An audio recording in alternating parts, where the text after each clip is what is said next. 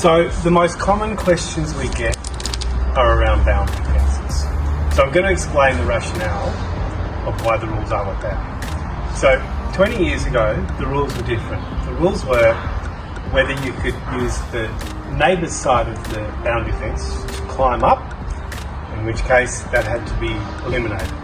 Now that was a problem because pool owners don't really have control over what their neighbours do, what trees they have, what their fences are like, and so that rule didn't work very well. So they changed the rules in the 2007 standard so that the rationale became, let's assume that the neighbour leaves a ladder up against their fence. When a child climbs up it, if they're at the top of the fence, if there's nothing they can jump onto and climb down, then even a 2-year-old understands that if they jump, they're going to break their leg. That's enough of a deterrent.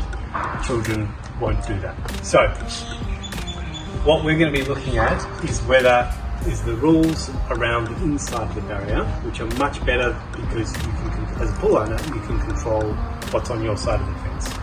So firstly, we've got to look at the height of the boundary fence. It needs to be 1.8 metres, and that 1.8 metres needs to be measured to anything that is a solid horizontal surface below the height of the fence. So in this case here, we'd be looking at this little garden bed wall because it's a solid surface. So the height from the surface of the retaining wall to the top of the fence needs to be at least 1.8 metres. The second test is the 900mm arc. Now the arc starts at the top of the fence, horizontal, and it goes in a downward section. This 900mm quadrant here needs to be clear of any climb points. Now, there's a couple of exceptions to that. So, I'm going to go and have a look at this fence over here, which is a glass barrier here. So, if I look at this, if I run this test here, you can see that this glass fence is in the 900mm non-climb zone. So, they made an exception for any intersecting barrier that's less than 50mm thick can be within the 900 non-climb zone. Glass barrier is typically only 12mm thick.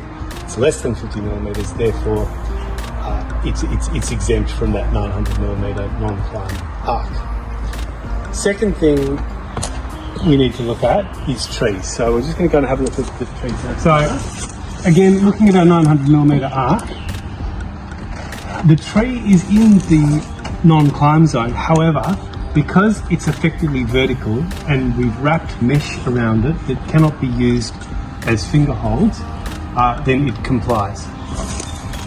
Likewise with this branch here, it's not quite vertical, but it's more than 60 degrees, and therefore it is deemed as non-climbable. Where you have issues are trees that have tree forks on them, branches less than 60 degrees. You can't have them inside a pool area. We generally recommend the best sort of tree inside a pool barrier is bamboo because it does not have any forks on it. And the last thing I want to talk about is an intersecting barrier that is more than 50mm thick, which is something we've got here. So this rod is 900mm long.